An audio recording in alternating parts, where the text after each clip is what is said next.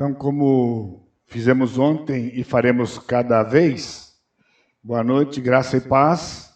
Então, o Senhor certamente tem uma bênção para nós, porque toda vez que a palavra de Deus ela é aberta e ela é exposta, o Senhor vai falar e o Senhor vai realmente encher os nossos corações com esperança, porque é a palavra do Senhor. A profecia, ela é importante na vida do povo de Deus ao longo dos milênios, por razões, muitas razões, e principalmente porque ela é uma marca exclusiva de Deus. E quando eu falo de Deus, você percebe que eu não estou falando do nosso Deus, porque Deus só existe um. A Bíblia diz que não há outros deuses, né? Os homens criam deuses, mas eles são falsos, são invenções humanas. Então Deus, ele disse no livro de Isaías, né? Qual é o Deus que diz o que vai acontecer e acontece?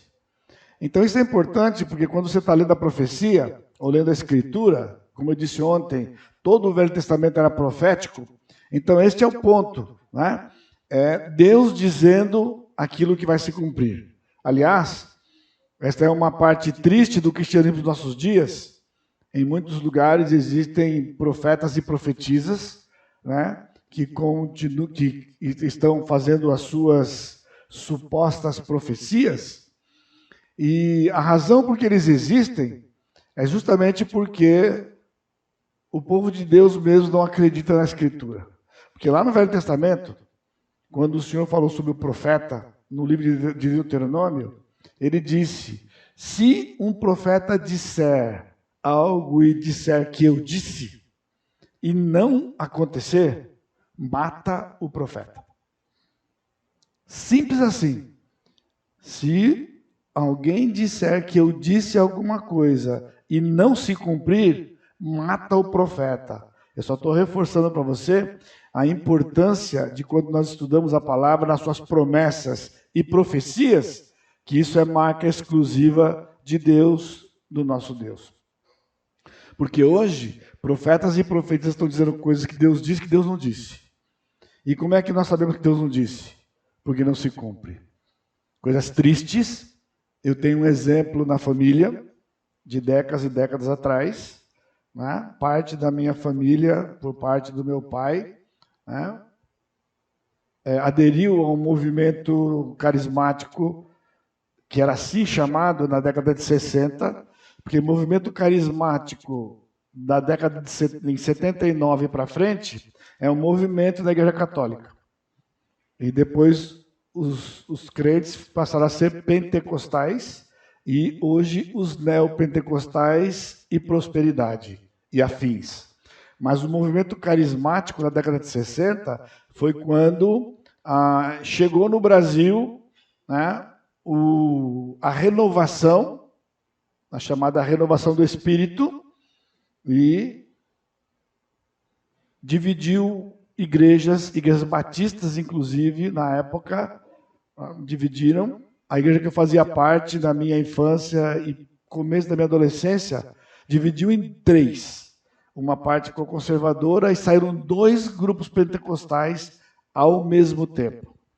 E de um desses grupos, né, um dos líderes era parente, né, meu, e uma das filhas dele, né, que tinha se casado com uma pessoa que nem era crente.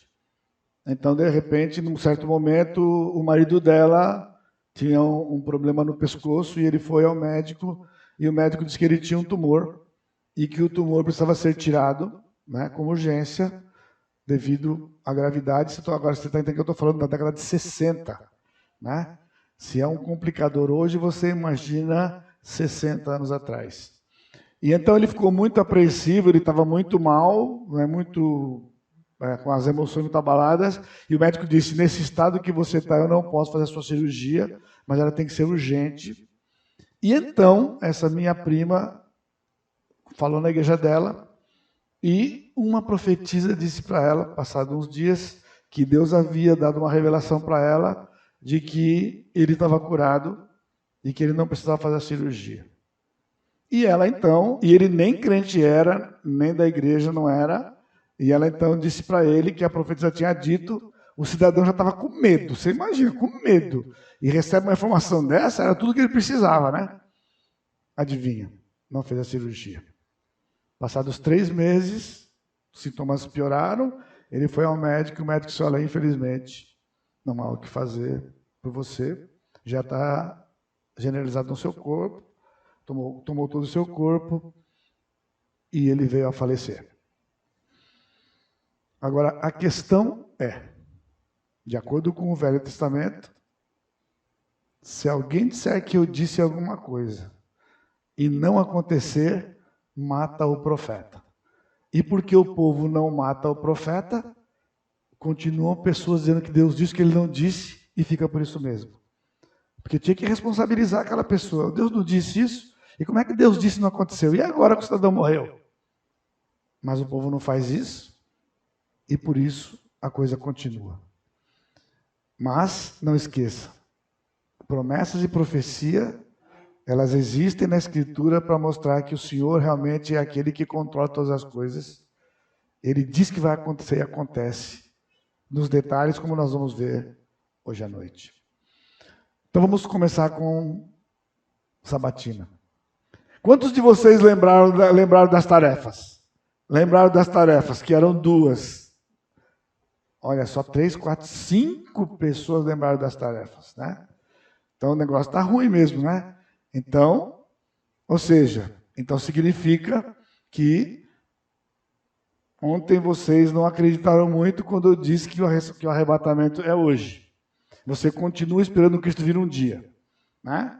Então, se você continua esperando Cristo vir um dia, a sua vida vai continuar como está e como tem sido.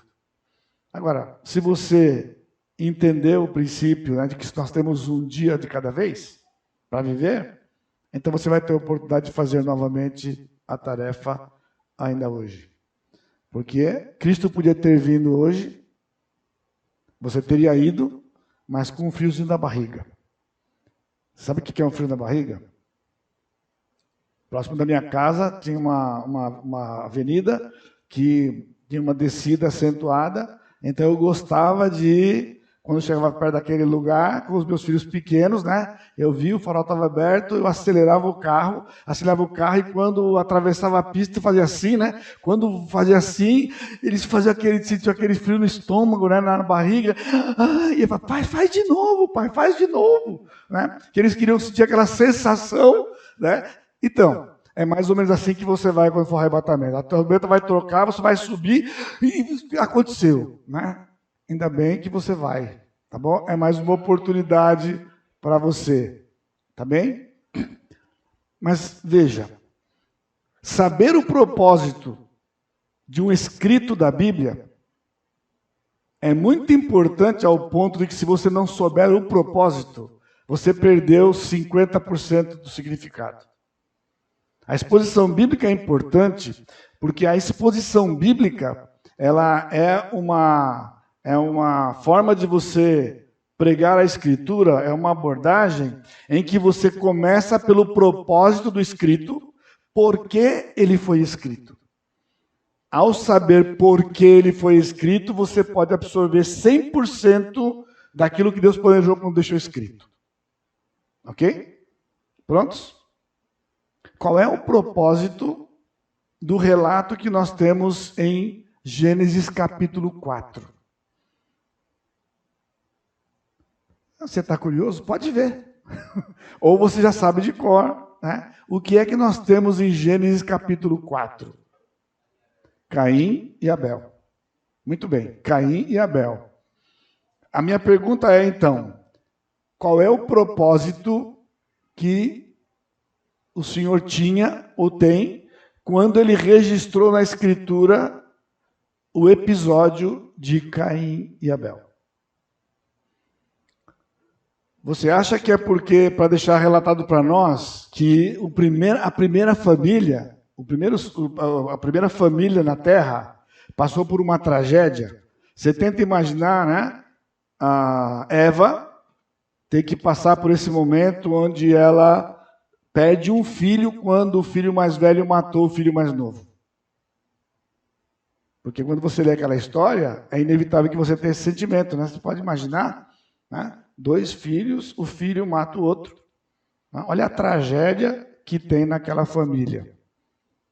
Será que foi por isso que o Senhor deixou escrito para nós aquilo, para a gente saber que o pecado fazia isso, né? Que o pecado traz esse tipo de consequência?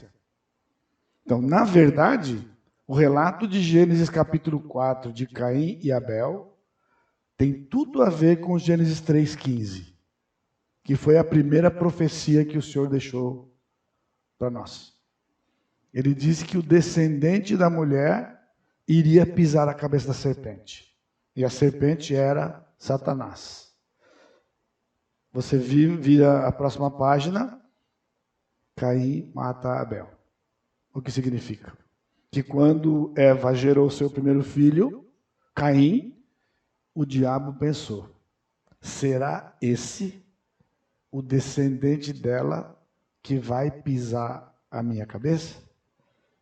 Mas logo ela teve um outro filho, e esse filho chamava-se Abel. Agora, o diabo tem outra questão. Será Abel ou será Caim que vai pisar a minha cabeça? Então eu tenho que reagir. E como é que ele reagiu? Caim mata Abel. Através disso ele resolveu o problema dele. Não é Abel, porque morreu. E não é Caim, porque matou Abel. E então ali começa uma batalha que vai se estender por todo o Velho Testamento até o momento que Cristo dá o último suspiro na cruz. Que eu tenho chamado a Batalha dos Séculos. 44 anos atrás, eu preguei a minha primeira mensagem oficialmente. Já tinha chamado, eu não estava nem no seminário ainda, mas eu fui convidado para pregar numa igreja e eu preguei uma mensagem com esse título, A Batalha dos Séculos. E eu faço uma caminhada no Velho Testamento, mostrando as investidas do inimigo para impedir que o Senhor Jesus Cristo chegasse à cruz. Começou com Caim matando Abel. E depois, no dilúvio, quando os filhos de Deus se casaram com as filhas dos homens, Gênesis capítulo 6, então houve o casamento misto. Para vocês entenderem, vocês principalmente jovens aqui, não é? De que o casamento misto é coisa séria. Seríssima. Porque foi por causa do casamento misto que o Senhor destruiu a primeira terra com o dilúvio. Porque os filhos de Deus, os crentes, se casaram com as filhas dos homens, os incrédulos, e houve um casamento misto e corrompeu a terra. E então o Senhor separa Noé e seus filhos, sua esposa, e ficou toda a humanidade por 8 pessoas. 8 pessoas, toda uma população do mundo inteiro, e aquilo tinha tudo a ver com a vinda do Messias. Isso era escatologia naqueles dias. Porque quando o crente pensa em termos de casamento misto, ele pensa em 1 Coríntios capítulo 7, em capítulo 8, 9 e 10. Que não pode haver jugo desigual. 1 Coríntios capítulo 6, o jugo desigual não pode, e aí fica uma discussão. Lembra que nós falamos ontem? A teologia bíblica trata todo o assunto na primeira referência. E a primeira referência do casamento misto não é 1 Coríntios 6. A primeira referência do casamento misto é Gênesis capítulo 6. E tem toda uma confusão se os filhos de Deus ali eram anjos que se casaram com mulheres da terra e virou aquela confusão toda porque tinham gigantes na terra. Essa é uma interpretação pobre. Isso é uma interpretação alegórica do texto. Porque filhos de Deus era a linhagem de Sete. A linhagem de Sete eram os filhos de Deus. E a linhagem de Caim eram os filhos dos homens. E eles não podiam se casar, e eles se casaram e corrompeu a terra. Outra coisa importante, né?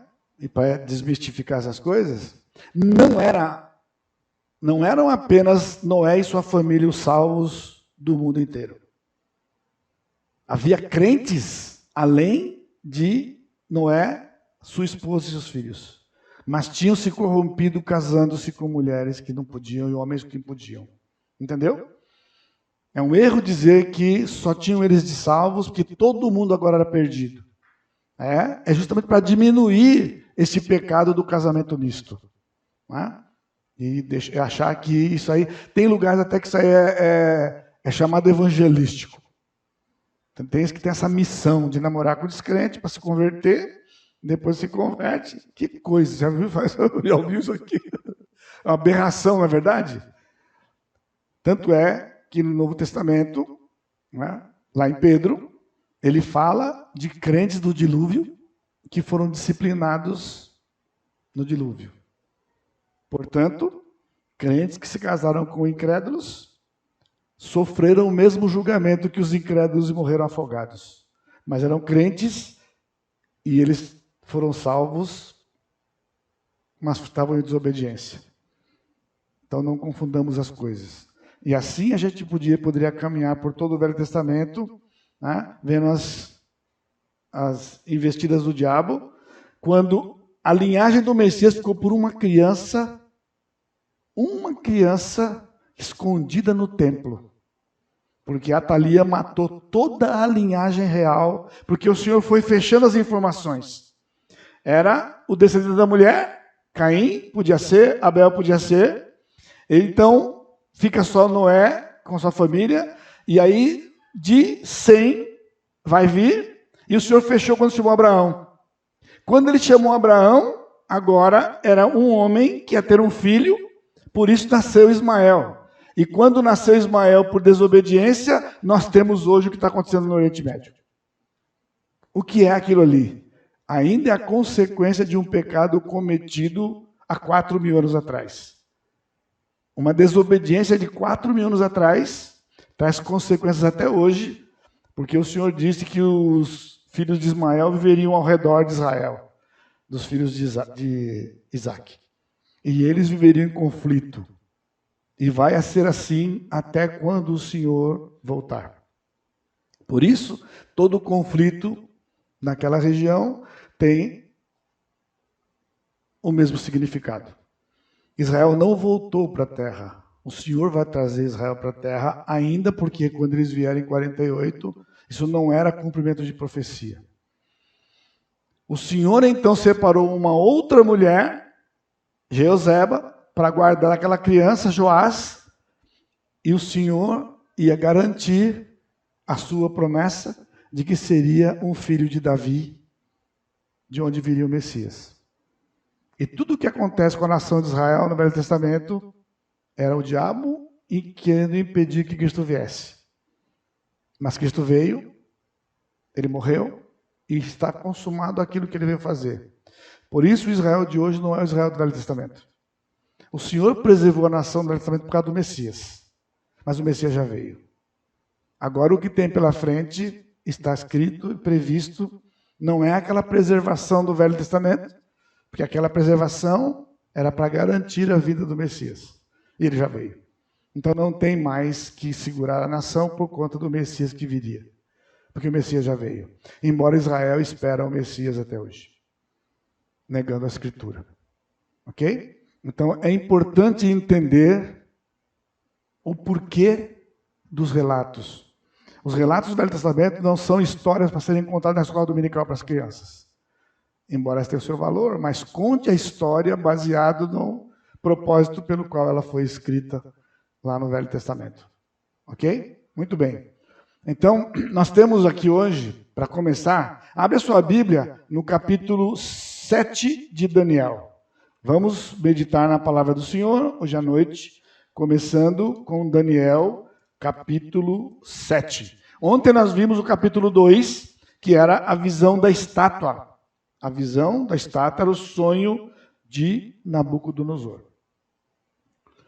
A cronologia do livro de Daniel. Há uma cronologia no livro de Daniel. Para você entender Daniel, você não pode ler simplesmente do primeiro capítulo ao último capítulo sequencialmente, porque ele tem uma cronologia importante para se entender, baseado nas profecias do Senhor.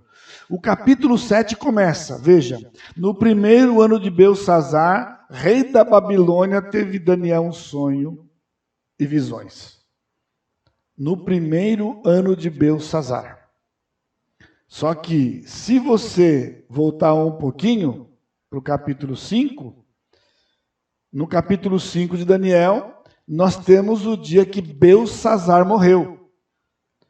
Aí a questão é, se Belsassar morreu no capítulo 5, como que o capítulo 7 está falando que aquilo que vai acontecer, aquela visão, era no primeiro ano de Belsassar? Significa que o capítulo 7, cronologicamente, é antes do capítulo 5. Então, isto coloca o capítulo 7 antes do capítulo 5, e se você caminhar um pouquinho mais para frente, no capítulo 8, no ano terceiro do reinado de Belsassar. Então, significa que 2 anos depois do capítulo 7, acontece o capítulo 8, que ainda é antes de Belsassar ter morrido. Por isso é interessante em Daniel que ele vai dando, no começo de cada capítulo, quando está acontecendo aquela visão. Para mostrar que o Senhor, desde que Israel voltou para o Egito, 1446 a.C., agora Daniel está em 605 a.C. Já havia se passado 830 e poucos anos. 830 e poucos anos havia se passado de quando Israel sai do Egito até Daniel vir com a profecia. Então o Senhor trabalhou com o povo, veio a época dos juízes, a época dos reis, e então, em um determinado momento, no tempo de Deus, o Senhor traz uma profecia específica sobre o fim de tudo, tomando como base o que Daniel vai dizer no capítulo 2, 7 e 8 e 9, até o fim de tudo. Portanto, meus amados irmãos, tudo está previsto aqui na Escritura. Não fique olhando para os sinais, porque não há sinais. Não há sinais. Acontece qualquer coisa e o povo está achando que é um sinal. E não é sinal. Não há sinais. Em 2010, eu preguei a mensagem mais rápida da minha vida. Então, em 1979, eu preguei a primeira mensagem. E em 2010, eu preguei a mensagem mais rápida da minha vida. Eu fiz uma conferência escatológica em Fortaleza, semana inteira. Eu participei de um debate na televisão e foi espalhado lá pela cidade aquela questão da escatologia. Naqueles dias estava perto de 2012. E 2012 supostamente ia ser o fim do mundo. Você imagina a confusão que estava. Né? E eles me deram alguns temas e me deram um tema, os sinais do fim, que eu ia pregar no domingo à noite. E eu cheguei domingo à noite lá, tinha 5.000 pessoas para ouvir uma mensagem com o título Os Sinais do Fim. E eu disse para eles, eu nunca imaginei que eu chegaria a esse ponto da minha vida, no meu ministério, de pregar a mensagem mais rápida da minha vida. Sinais do fim. Não há sinais para o fim. E acabou a pregação. Eu falei para eles, não há sinais para o fim. Se esse é o tema, então podemos ir embora. Vamos embora. Aí eu falei, bom, mas como vocês vieram até aqui e já cantamos, tá? Então vamos fazer o seguinte, eu vou falar sobre outra coisa para vocês. Tá? Vamos aproveitar esse tempo, remir o tempo, e eu preguei sobre o julgamento do crente. Aí você imagina que só foi o pó, né? Foi só o pó falar sobre o julgamento do crente. Então, guarde isso no seu coração. Não há sinais para o fim. Não existe nenhuma profecia para ser cumprida para o arrebatamento. Por isso eu insisto, o arrebatamento é hoje. Porque não há sinais. Não fique procurando. Paulo diz em 1 Coríntios, né? Os judeus pedem sinais e os gregos buscam sabedoria. Eu porém, que era o Cristo e esse crucificado. E agora é o povo de Deus querendo sinais. Quais sinais? Não tem sinais. Por isso, a volta de Jesus, o arrebatamento, é iminente. O apóstolo Paulo esperava o Cristo dos dias dele. Ele viveu isso que eu tenho ensinado para vocês. Nós vamos ver isso numa das nossas exposições, quando falarmos sobre o arrebatamento da igreja, 1 Tessalonicenses capítulo 4, de 13 a 18. Esse é o texto básico do arrebatamento. Então, cronologicamente, nós temos o capítulo 7 e 8 antes do capítulo 5. Então, Daniel está dividido em duas partes. Capítulo 1 até 6, história. Então, do capítulo 1 ao capítulo 6, ele narra a história de todo o tempo que todo o tempo que Daniel passou na Babilônia. Que foi cerca de 70 anos. Ele chegou com 14, então no capítulo 6, ele está com 82. No capítulo 1 ele tinha 14. No capítulo 6, quando foi para a Cova dos Leões, ele tinha 82 anos. Isso marca a vida daquele homem na sua fidelidade. Ele era fiel com 14 e fiel com 82. Isso porque dizem que quando você vai ficando mais velho, você vai ficando mais mole, vai ficando mais tolerante, né? O pai trata o filho com muita rigidez. O avô só dá mau costume para o filho, porque o avô, né, é mais maleável, entendeu? Não, a fidelidade de Daniel com 14 era a mesma com 82. Quando ele não podia orar porque ia morrer, ele foi orar e foi para a Cova dos Leões. E o Senhor o preservou ali. Capítulo 7 até o capítulo 12, então, são visões e sonhos que acontecem entre o capítulo 1 e o capítulo 6. 1 a 6 é história, e do 7 a 12 você vai localizar na história de 1 a 6. E é o que estamos fazendo aqui. A cronologia, portanto, está lá, eu acho que não vai aparecer lá, na sua, está aí? Não aparece, né? Aí, a cronologia, acho que a tela não está pegando aí. Tá? Aí está aqui, está vendo aqui? É porque eu estou vendo lá, não está, mas aqui está. Então nós temos 1 a 4, 7, 8, 5, 9, 6, 10 a 12. É assim que é a cronologia do livro de Daniel. Quando eu dava essa matéria no seminário, uma das questões era dar a cronologia de Daniel, era só decorar esse número. 1, 4, 7, 8, 5, 9, 6, 10 a 12. E assim você tem a cronologia do livro. Capítulo 7, portanto, nós temos o sonho com 4 animais simbólicos. O sonho com 4 animais simbólicos. Essa é a introdução. No primeiro ano de Belsazar, rei da Babilônia, Nabucodonosor, ele reinou de 605 a 562. O seu filho Evil-Merodach, que é o Amel-Merodach de 2º Reis, governou de 562 a 560, apenas 2 anos. Neriglissar, que era cunhado de Evil-Merodach, assassinou Evil-Merodach. E ele governou de 560 a 556, deixando um filho no trono chamado Labashi-Merodach, ou Labashi-Merodach. Labashi-Merodach é o Nergal-Sarezer de Jeremias 39. Foi assassinado por Nabonido, neto de Nabucodonosor, trazendo o trono de volta à família de Nabucodonosor.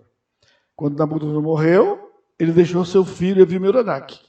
Ele foi assassinado por um cunhado, então o reinado saiu da linhagem dele. E depois, quando Nabonido matou o Labashi-Merodach, ele voltou para a linhagem de Nabucodonosor de novo. E agora nós temos Nabonido, que é o pai de Belsazar. Belsazar era filho de Nabonido. Agora, isso é interessante, se nós tivéssemos tempo, né, e fôssemos fazer uma exposição do capítulo 5, então o capítulo 5 começaria, né, mostrando de que durante muito tempo, séculos, era um dos textos mais questionados da Bíblia e do livro de Daniel, dizendo que eles tinham informações completas sobre a Babilônia e nunca houve um rei na Babilônia chamado Belsazar. Portanto, era um erro na Bíblia, supostamente. Isso foi séculos assim. Quem era esse Belsazar que nunca aparecia na escatologia? Deus foi tão misericordioso, né? Na verdade, misericordioso eu nem sei com quem. Né? Porque descobriram um trono, descobriram um palácio inteiro de um rei chamado Nabonido, que ninguém conhecia na história. E, através da descoberta desse templo e as inscrições arqueológicas, encontrou-se Nabonido. Por isso que, em capítulo 5, o Belsazar diz que quem interpretasse aquela inscrição seria o terceiro no reino. Porque era outra incógnita, né? Todo rei oferecia o segundo lugar, que era depois do seu. Né? Ele dava o segundo lugar e Belsazar estava dando o terceiro lugar. Por quê? Quando descobriram, então, aquele palácio, eles entenderam que Nabonido era o rei, Belsazar era o rei regente, e o terceiro no reino seria Daniel, e assim foi Daniel. E, para ironia do destino, como diz o 8, Nabonido tinha um hobby, ele era um rei que tinha um hobby, ele era arqueólogo. E ele saía para escavações arqueológicas. Ele governou 17 anos, e numa dessas saídas arqueológicas ele ficou 14 anos fora. Ou seja, ele não governava. Quem governava era o seu filho, que governava.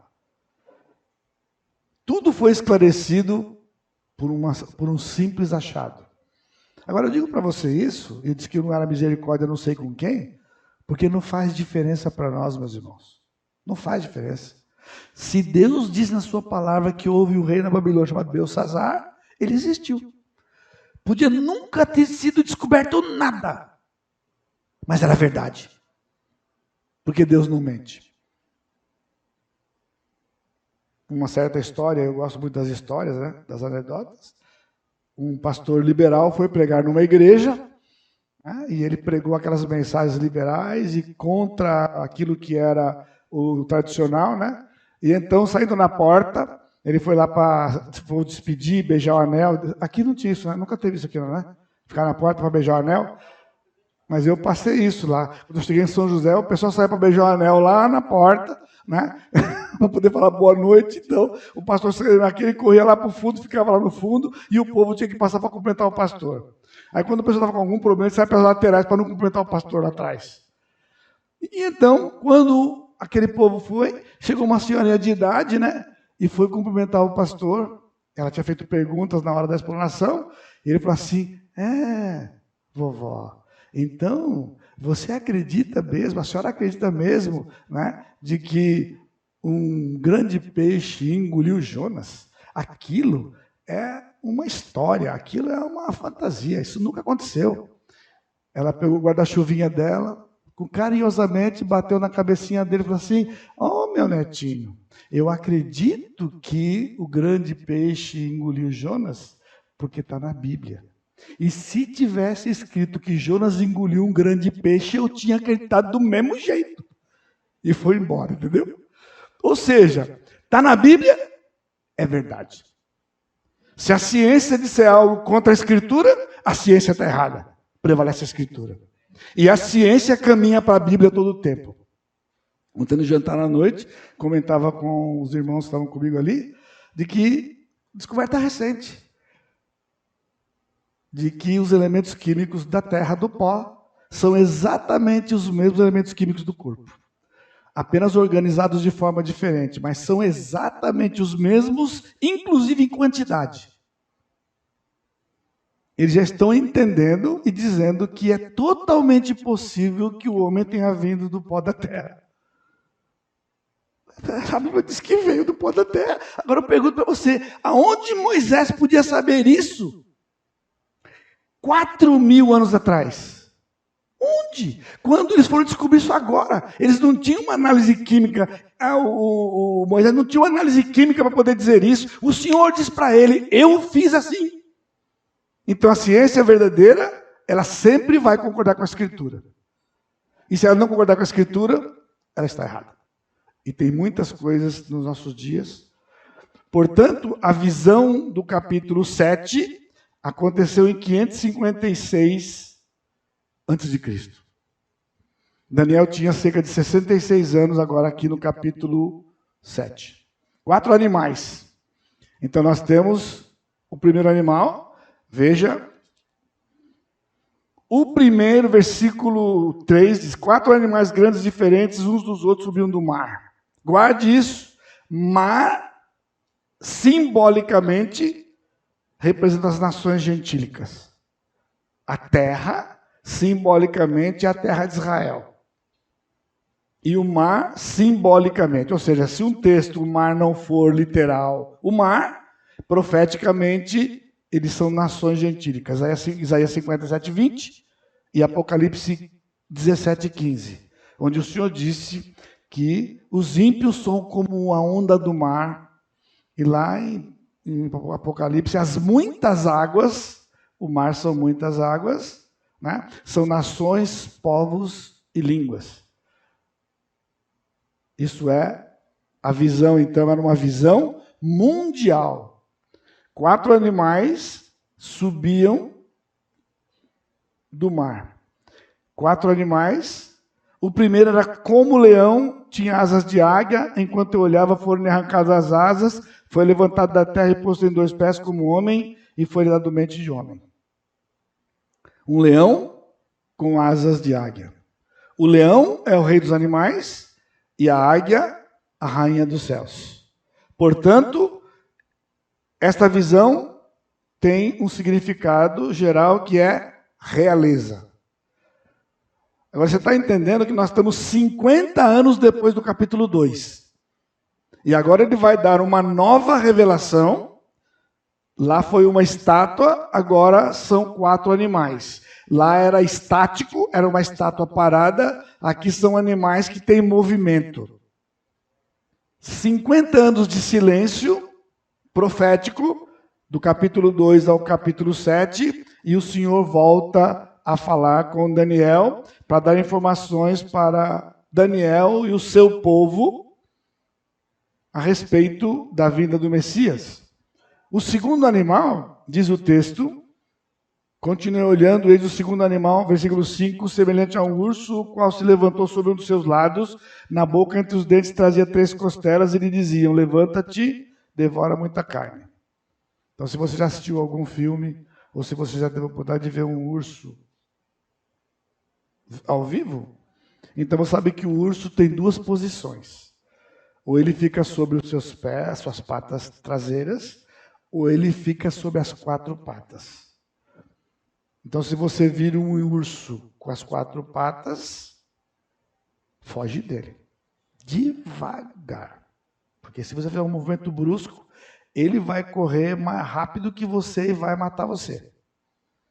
E se você encontrar com um urso que estiver sobre as 2 patas traseiras, não chega perto dele, porque ele vai abraçar você e vai matar você. Essa é a posição de ataque dele. 4 patas é para ele correr e pegar a presa. Quando ele está em pé, ele está pronto para poder matar a presa e devorar a presa. Mas olha aqui, o texto diz que este segundo animal, ele se levantou sobre um dos seus lados. Era uma pata traseira e uma pata dianteira.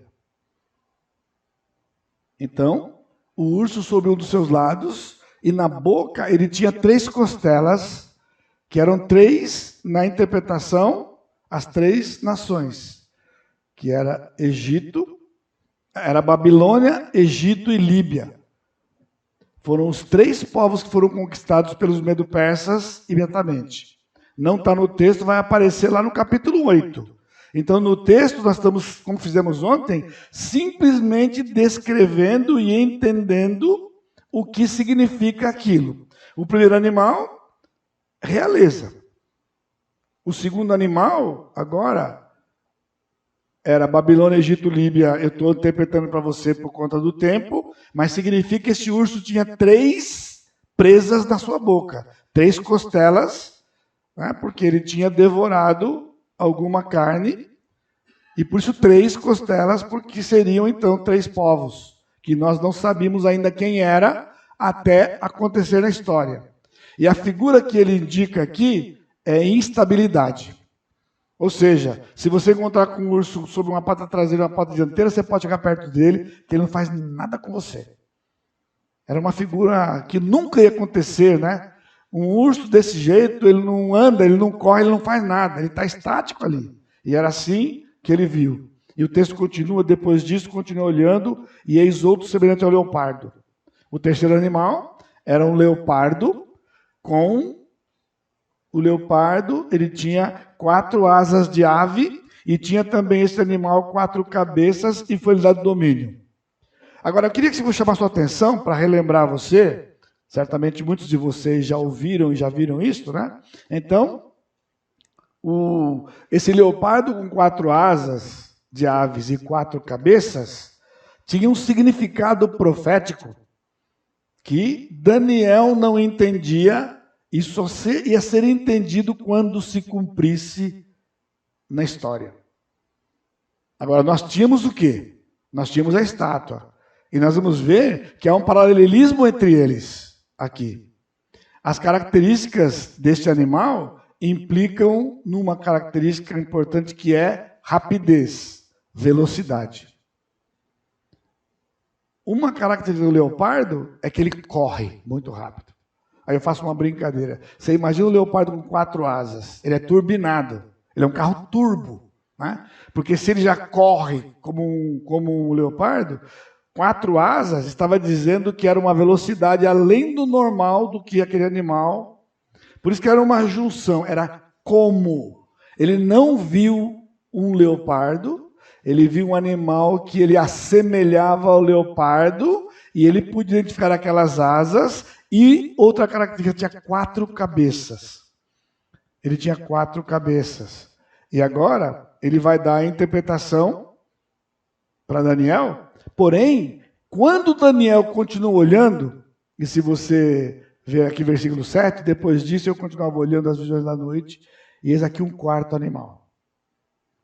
Esse 4º animal era terrível, espantoso, sobremodo forte, o qual tinha grandes dentes de ferro, ele devorava e fazia em pedaços e pisava aos pés do que sobejava, era diferente de todos os animais que apareceram antes dele e tinha 10 chifres. Entende? No primeiro, ele associou ao leão, era um animal conhecido, com algumas características diferentes. O segundo era o urso, que era também conhecido. O terceiro era o leopardo, que também era conhecido, com essas características outras. Mas o 4º animal, ele não conseguiu associar a nada. Ele disse que ele não parecia com nada que ele conhecia. Então ele só descreveu como terrível, espantoso, sobremodo forte, o qual tinha grandes dentes de ferro, ele devorava e fazia em pedaços, pisava aos pés o que sobejava. Agora, dica, ele tinha dentes de ferro. Você lembra de ontem? As pernas da estátua eram de ferro. Na Bíblia, figura igual, significado igual. Então aqui é uma dica para Daniel.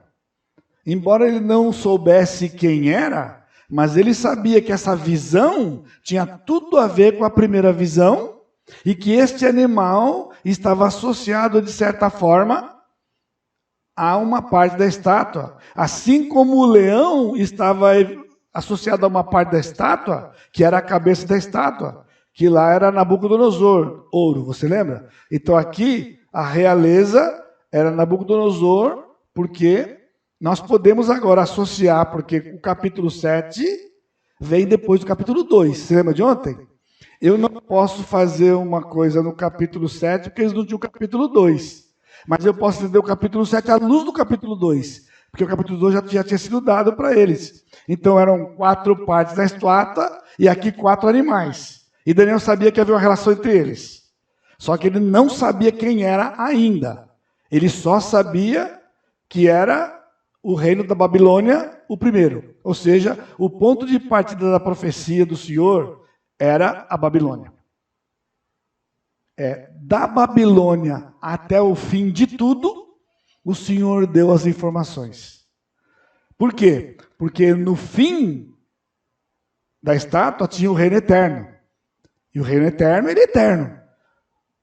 Nabucodonosor queria que o dele fosse eterno, por isso aquela estátua do capítulo 3. Mas o reino eterno de verdade era o reino do Senhor, quando ele viesse nos dias daquele rei.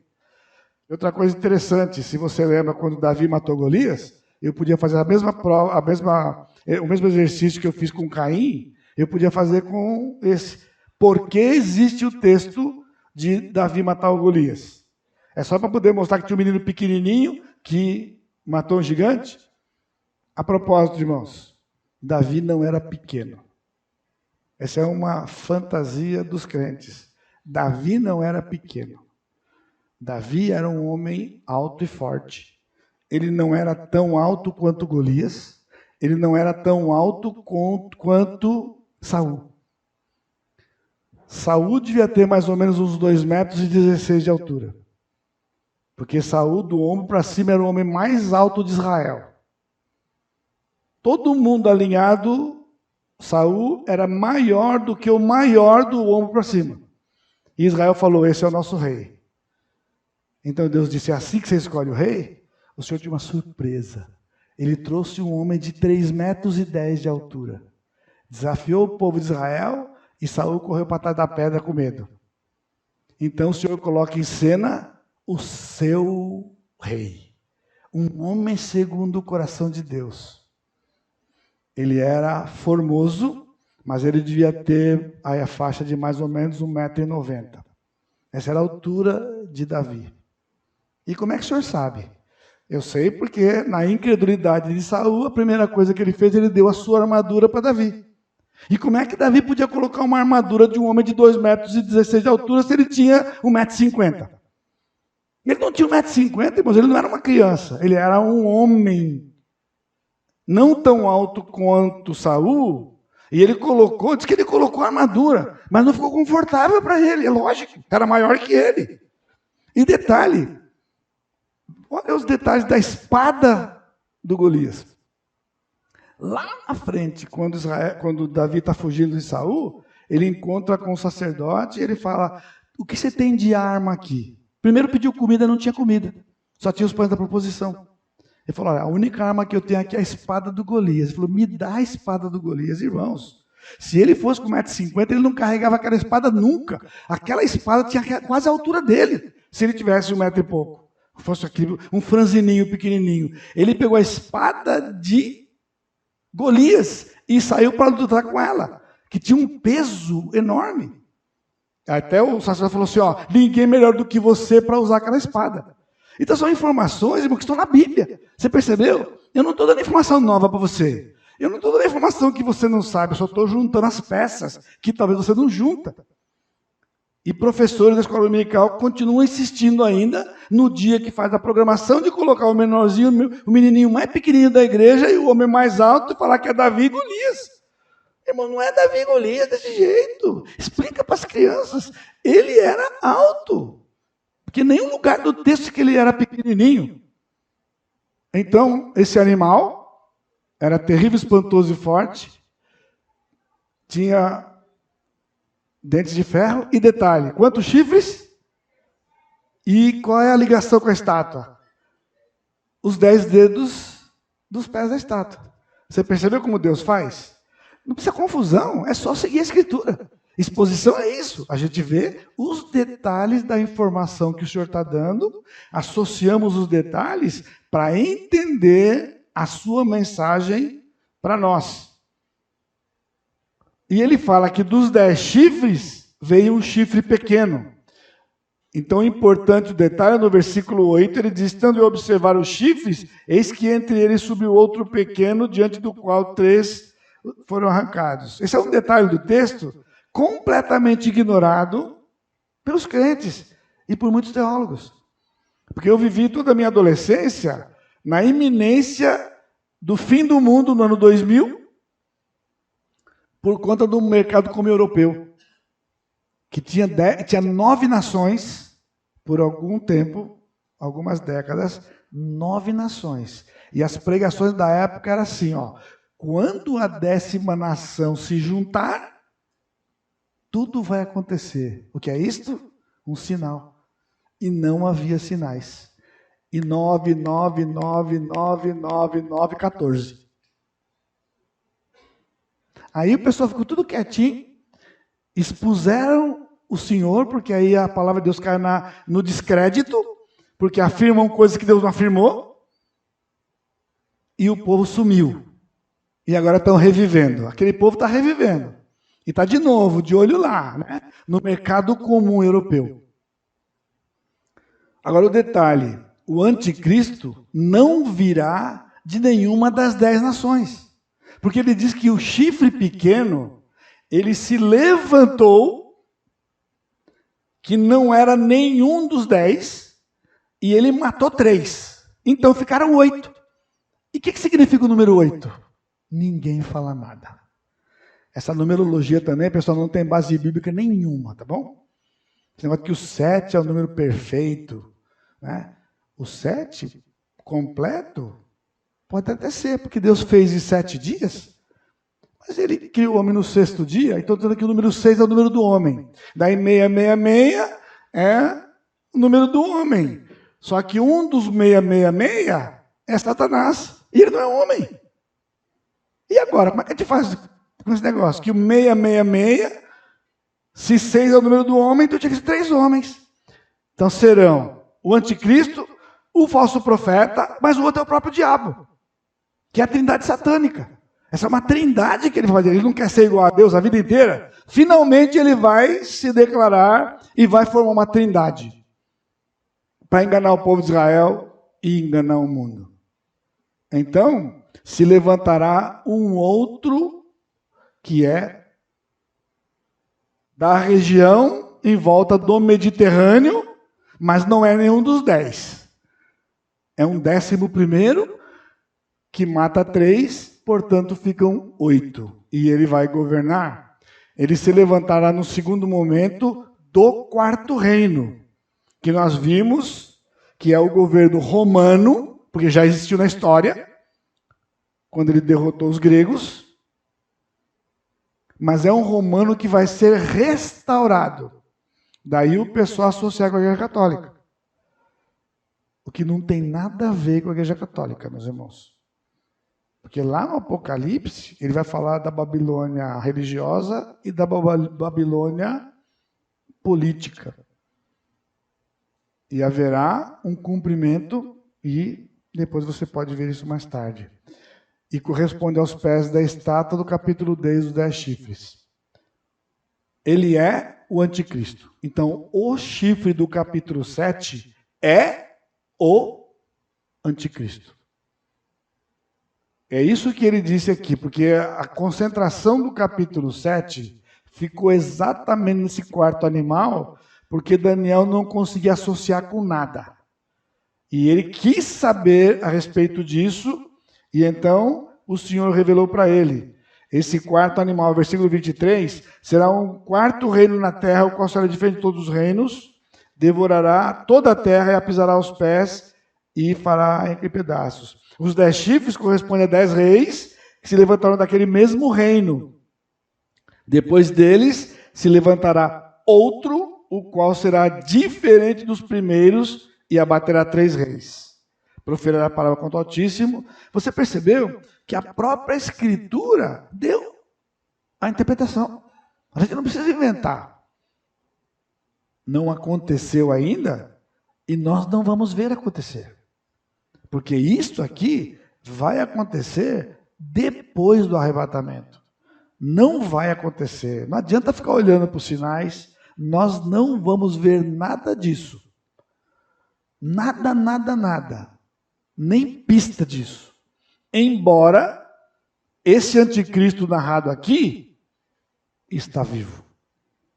Ele está vivo e eu vou dizer para vocês depois do intervalo, pastor.